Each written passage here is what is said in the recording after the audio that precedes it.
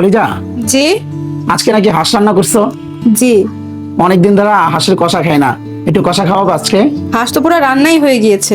রান্না করে ফেলছো? হ্যাঁ। তাও একটু নিয়ে আও, এমনি খেতে না খুবই দুর্দান্ত লাগে। এবং জানো আমি এরকম খেয়ে থাকি, কষা হোক আর রান্না হোক, একটু প্লেটে করে নিয়ে আসো না। আচ্ছা দাঁড়ান, আপনি আমি নিয়ে আসছি। আমি দাঁড়াইতে পারবো না, আমি বসে আছি, বসেই থাকি, তুমি জাস্ট একটু সুন্দর করে নিয়ে আসো। আচ্ছা ঠিক আছে, নিয়ে আসছি। ওকে।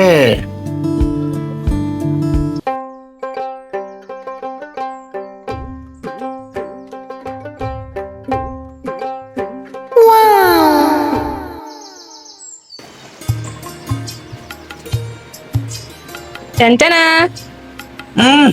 ও হো, পুরা তেল তেল হাঁস দেখি। হ্যাঁ গাইস, একটু লুকটা দেখো, লুকটা জাস্ট ওয়াও লেভেলের একটা লুক দেখো। ও হো, পুরা মাঠে ময়দানে ঘুরে বেড়ানো হাঁস গাইস, দেশের থেকে নিয়ে আসছে।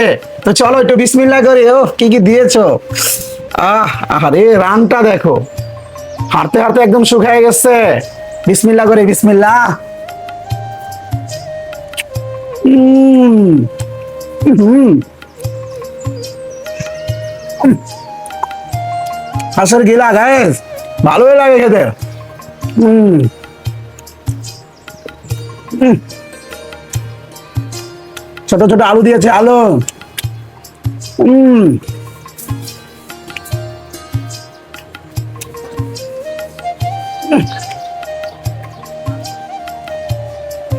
অস্থির পাকাছো জান পাকে, সত্যি অসাধারণ হয়েছে। দেশি হাঁসের সাথে তোমার হাতের রান্নাটাও সেরকম হয়েছে। আলহামদুলিল্লাহ।